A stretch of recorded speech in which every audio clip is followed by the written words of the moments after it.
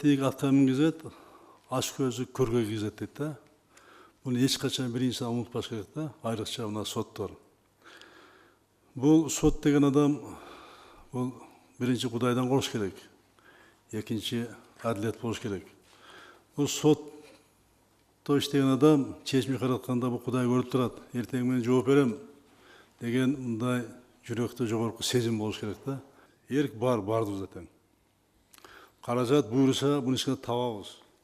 Бирок иман деген нерсени сиңириш керек болуп атат сотторго. Иман деген нерсени. Окуганда бир эле кодекс эмес, ошондой сезимди соттордун жүрөгүнө мына куруш керек болуп атат. Соттук адилеттик болмоюнча эч качан мамлекет өнүкпөйт, мамлекет адилеттик болбойт, мамлекеттик бийлик эч качан элдин ишеничине кире албайт. Эл ишенбейт андай бийликке. Андай бийликти колдобойт. Сот адилеттүү болгондон кийин бүт тармактар боюнча иш жүрбөйт. Эмне үчүн дегенде эл колдобойт. Эл колдобойт. Эл колдош үчүн, мамлекеттик үч бийликтин бутагы иштеш үчүн, эл колдоп чогуу иш алып кетиш үчүн бул адилеттик болуш керек. Анан кийин мына иш жүрө баштайт. Мен жана бекер айткан жокмун. Мына азыр сотторду бизде бул принцип сөз болуш керек. Бул катуу принцип болуш керек. Башкалар киргизбесин, эч кимге таасири болбосун, соттор өздөрү чечсин, көз каранды болбосун. Бул принцип болуш керек. Бирок ушул принципти колдонуп алып, кээ бир уятчок соттор өзүнүн иштетип атпайбы? Эмне үчүн биз аны карап турушубуз керек? Мына тегереңи ушуга келип атат келип эле. Туурабы?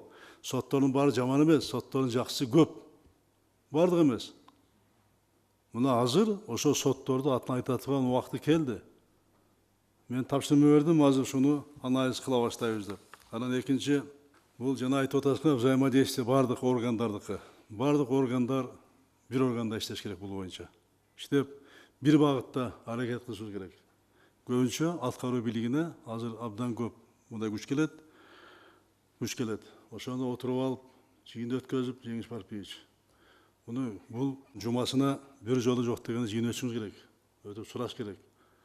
Бардык формальный болбош керек. Биз көнүп калганбыз. Жана отчет берип атасыңар, бүт формализмин көрүп турам анын баардыгын, биякта отуруп эле. Андай болбош керек. Мына азыр атайын мониторинг жүргүзүп турган мына топ түзөбүз. Бүт тармактагы ушу сот реформасына тиешелүү мамлекеттик органдар кандай иштеп атат, маалымат берип турсун. Ачык айтайын, аппарат президентке дагы бул иштен четтеп кеткен. Болбосо жакшы мыйзамдар кабыл алган, жакшы кодекстер кабыл алган. Аны ишке ашырыш керек. Азыр эми убакыт абдан аз, туура айтасыңар, абдан аз. Ушул убакытты биз азыр ар күнүн биз пайдаланыш керек. Пайдаланып, мунун артынан түшүп, бул сот реформасынын аягына биз чыгарышыбыз керек. Эки маселе боюнча абдан жакшы талкуу болду. Жакшы ойлорду айттыңыздар. Мен да жазып алдым. Ошонун баардыгын сунуштарды эске алып туруп, анан мына программада жакшы ойлор айтылды. Ошо сунуштар эске алып туруп, бул немени кабылдалы, ошо өзгөртүүлөр киргизебиз, ал туура өзгөртүүлөр. Бул багытта азыр аппараттын президенти да иштей баштайт. Анан мен өзүмүн жеке көзөмөлүмдө бул реформа болот. Ар айда жыйынтыгын мен тиешелүү органдар топтоп, бул маселе боюнча сурап турам. Каражат да тапса болот, баарын тапса болот. Бул реформага. Бизге эң керек ушул реформа. Анда эмесе чечимдин долбоору силерге таркатылып берилген.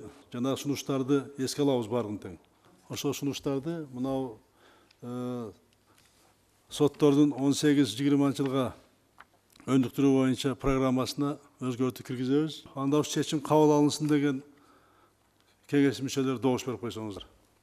Макул, каршы жок, бир добуштан кабыл алынды. Анда урматтуу кеңеш мүчөлөрүбүзгө чоң рахмат. Абдан активдүү катышып бердиңиздер. Жакшы ойлорду айттыңыздар. Мына ушундай келип отурганда, ушундай ойлорду айтып, активдүү иштеп берсеңиздер эле бул реформа жылат каласа.